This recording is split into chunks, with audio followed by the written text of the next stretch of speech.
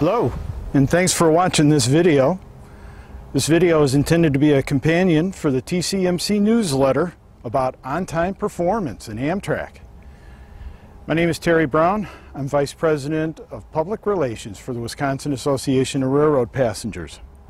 First, let's get the disclaimers out of the way.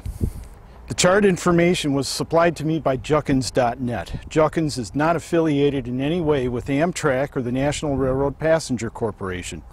The findings of the chart and the analysis you saw on the newsletter and the analysis that you're going to hear on this video are the opinions of TCMC newsletter and not of Amtrak, Canadian Pacific Railway, or any other affiliated railroad. The eastbound number 8 train data is based on Columbus, Wisconsin.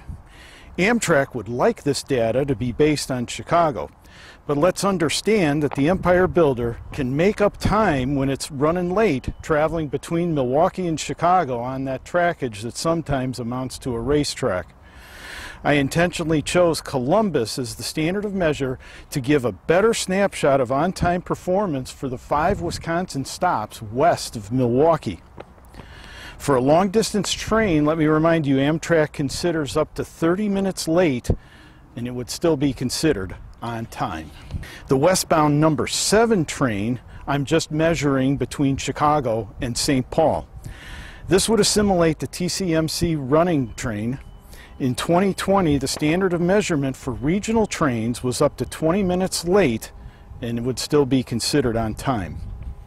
Let us also remember that in mid-March 2020, the COVID-19 lockdown restrictions began.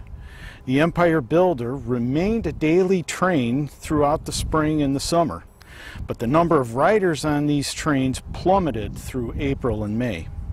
The circumstance and its influence on the on-time performance really do seem small overall. All the data in the monthly composite chart, plus a separate chart that contains all of the daily data for each of the 12 months in 2020, is available for download at WisARP.info. All right, let's take a look at the westbound Empire Builder train number 7 first. Understand the information that this train would produce in its performance to St. Paul, Minnesota, I expected would help us in promoting the advent of the TCMC train. The first chart I did was 2019. When the 2019 on-time performance data came out, it was nowhere near the on-time performance of the Hiawatha trains. For some people, that was a huge disappointment. Understand, the Hiawatha only travels 90 miles total, and the TCMC train will be traveling over 400 miles, which creates for me a circumstance of comparing apples to oranges. For many of us, learning that the Empire Builder number 7 had an on-time performance mark of 65% to St. Paul was acceptable. Well, not really acceptable, but acceptable.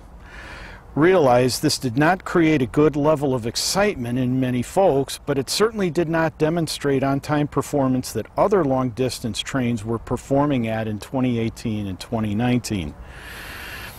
Let's move on to the 2020 performance chart. You will see the Empire Builder westbound was 75% on time to St. Paul, Minnesota in 2020. That's a small 6% increase over 2019. But let's also understand that 75% will not equal the new on-time performance standard of 80% that will begin sometime this summer. Amtrak or the Canadian Pacific Railway will endure penalties of some kind for prolonged performance at the 75% on-time level. For the 2020 on-time performance chart, there is a new column that shows how many trains were late. The column does ignore the rules for how many minutes a train can be late and still be considered on time. This new column creates some interesting data for certain months where you have a high percentage of trains that are reported on time, but also a high percentage of trains that quite honestly were late. One example for the 7 is the month of August. In a month of 31 trains, there were 24 trains that were on time. There were 19 trains that were late. There are no errors in the data for this month, trust me. Put this anomaly in your lentil or chickpea pasta and have some healthy dining. As you look at the annual chart for the westbound number 7 Empire Builder to St. Paul, you will see some overall consistent numbers of on-time performance from month to month. Keep in mind, by the time the TCMC train hits the rails, the on-time performance measurement will be different compared to the 2020 chart you are looking at today. One additional item, if you look at the daily information on the number 7 westbound train at WisARP.info, look at how many trains were early. The information over how many minutes these trains were early is also listed with each event. I think some of you will be surprised.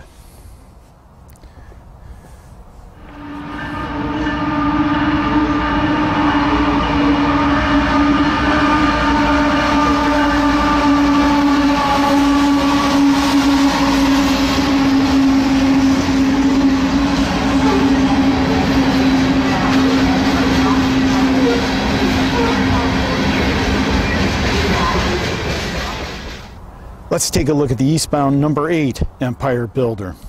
Throughout the 2010 decade, this train was the bad example of Amtrak long-distance trains, not only in the Midwest but nationally. This train had some months where on-time performance was below 10%.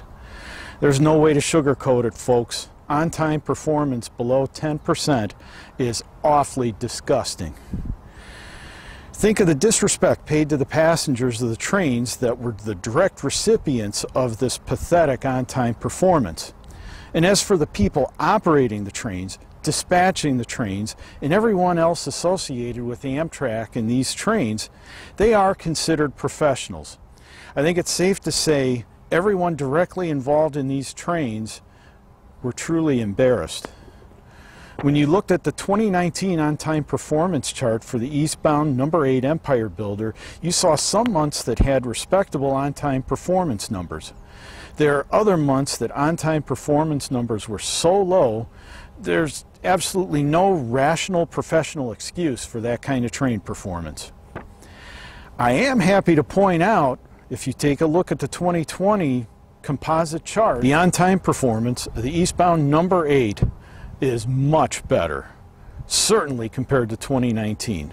Let's all stand up and applaud BNSF Railroad, Canadian Pacific Railway, and Amtrak for this performance. Right after you sit down, let us remember the worst performing month for 2020 was 53% on time, and that was in September. 53% on time is still not a level that's going to allow Amtrak to gain new passengers riding the Empire Builder or any other national train for that matter. Let's also remember the on-time performance standard for long-distance trains is up to 30 minutes late, and it's still considered on time. You'll note on the annual chart the Empire Builder number 8 eastbound train was 80% late. That means 4 out of 5 trains arrived late to Columbus, Wisconsin. Going forward, does this mean the schedule between St. Paul and Seattle gets longer? Gets longer to make sure that the trains finish at the 80% on-time standard, which will be taking effect this summer. That means a longer train ride for you and me. For those that want the full monthly data on every day chart that has the composite on-time ratings, go to the WisARP website at www.wisarp.info. You can download all the data I was staring at while assembling the monthly composite chart. If you have any questions or comments about these on-time charts, go ahead and enter them in the YouTube comments section just below this screen. For the first couple weeks of the posting of this video, I will be watching the comments section daily. Once again, thanks for watching this video.